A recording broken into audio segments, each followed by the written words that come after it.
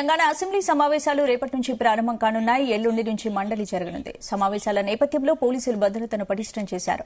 పద్ధతి ప్రకారం మొదటి రోజు తాజా మాజీ ఎమ్మెల్యేల మృతికి సంతాపం తెలుపుతారు. రేపు కంటోన్మెంట్ మాజీ ఎమ్మెల్యే లాస్య నందితకు నివాళులు అర్పించి సభ వాయిదా పడనుంది. ఎన్ని రోజులు నిర్వహించాలనేది బీఎస్సీలో చర్చిస్తారు. ఈ నెల 25న సభలో బడ్జెట్ ప్రవేశపెట్టనున్నారు.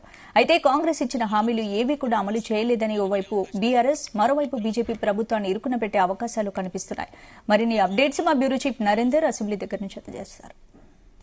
తెలంగాణ అసెంబ్లీ సమావేశాలు ప్రారంభం కానున్నాయి. రేపు కేవలం అసెంబ్లీ సమావేశాలు జరుగుతుంటే ఎల్లుండి మాత్రం శాసన మండలి సమావేశాలు కూడా ప్రారంభమవుతాయి. రేపు కేవలం కంటోన్మెంట్ మాజీ ఎమ్మెల్యే ఎవరైతే ఉన్నారో సాయన్న కూతురు నందిత లాస్యకు సంబంధించినటువంటి చనిపోయిన నేపథ్యంలో ఆమెకు గౌరవ సూచకంగా నివాళులు అర్పిస్తారు. దాని తర్వాత సభ వాయిదా పడే అవకాశం ఉంటుంది. దాని తర్వాత నుంచి కంటిన్యూగా సెషన్స్ స్టార్ట్ అవుతాయి. దాదాపు వారం 10 రోజులుగా సమావేశాలు జరుగుతాయి అన్నటువంటి సమావేశం ఉంది. ఎందుకంటే లాస్ట్ సెషన్ మనం చూసాం, పెద్ద ఎత్తున అటు అధికార కాంగ్రెస్ పార్టీ అదేవిధంగా బీఆర్ఎస్ పార్టీ మధ్యలో మాటల తూటాలు పేలినటువంటి సందర్భం చూసాం. పలు బిల్లులకు సంబంధించి కావచ్చు, పలు నిర్ణయాలు కూడా లాస్ట్ టైం తీసుకోవడం జరిగింది. ఈసారి రైతు రుణమాఫీ కావచ్చు, లేదంటే అదేవిధంగా రైతు భరోసాకు సంబంధించినటువంటి అంశం మీద పెద్ద ఎత్తున చర్చ జరిగే అవకాశం ఉంది. మొత్తానికి రైతు సంబంధించినటువంటి రైతు రుణమాఫీ మీద పెద్ద ఎత్తున రాష్ట్రంలో చర్చ జరుగుతోంది. ఎందుకంటే ఇప్పటికే ₹1,00,000 రుణమాఫీకి సంబంధించినటువంటి విషయాల్లో సంబరాలు చేసుకుంటుంది కాంగ్రెస్ పార్టీ. ఇప్పటికే ఎమ్మెల్యేలందరికీ కూడా దిశానిర్దేశం చేయడం జరిగింది. ముఖ్యమంత్రి రేవంత్ రెడ్డి అదేవిధంగా పీసీసీ అధ్యక్షుడిగా ఉన్నాడు కాబట్టి, అదేవిధంగా ఆయన ఢిల్లీకి పయనమవుతున్నటువంటి సందర్భం కూడా చూసాం. దాని తర్వాత రేపు సభకు వస్తారు. రేపుకి వచ్చిన తర్వాత గతంలో మనం చూసాం, గతంకు ఇప్పటికీ చాలా తేడా ఉంది అసెంబ్లీకి. ఎందుకంటే గడిచిన 8 నెలలుగా కాంగ్రెస్ పార్టీ ఎమ్మెల్యేల బలం అయితే పెరిగింది.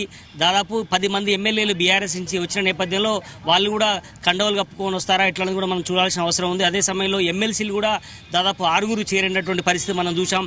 మొత్తానికి గతంలో 64 మంది ఉన్నటువంటి 65 కంటోన్మెంట్ ఎన్నిక కూడా గెలవడంతో, శ్రీ గణేష్ గెలవడంతో 65 అయింది. 65 కాస్త ఇప్పుడు 10 మంది చేరడంతో 75 మంది ఎమ్మెల్యేలు కాంగ్రెస్ పార్టీ వైపు ఉన్నారు. అదేవిధంగా బీఆర్ఎస్ సంబంధించినటువంటి ఇంట్రెస్టింగ్ విషయం ఏంటంటే కేసీఆర్ ఈసారైనా సభకు వస్తాడా ప్రధాన ప్రతిపక్షాలు కూడా ఎదురు చూస్తున్నటువంటి సందర్భం అయితే చూస్తున్నాం.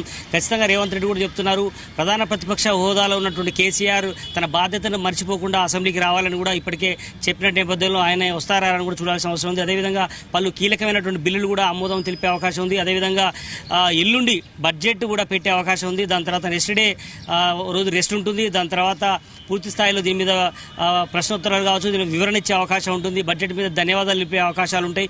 ఏదైనా కూడా మొత్తం ఈ వారం రోజులు ఉంటా ఏందనేది కూడా రేపు మనకు బీఎస్సీ సమావేశం తర్వాత మనకు క్లారిటీ వచ్చే అవకాశం ఉంది. ఏదైనా కూడా ఈ నెల 31వ తేదీ వరకు బడ్జెట్ పెట్టాలనే ఒక నిబంధన ఉంది. నేపథ్యంలో ఖచ్చితంగా 31 లోపే సమావేశాలు క్లోజ్ చేస్తారా, 31వ తారీఖు వరకు కూడా కొనసాగిస్తారని కూడా మనం చూడాల్సిన అవసరం ఉంది. ఏదైనా కూడా తెలంగాణ బడ్జెట్ సమావేశాల మీద అందరూ కూడా ఎంతో ఆసక్తిగా ఎదురు చూస్తున్నటువంటి సందర్భం అయితే మనం చూస్తున్నాం. కెమెరా పర్సన్ క్రాంతితో నరేందర్, జీ తెలుగు న్యూస్, అసెంబ్లీ.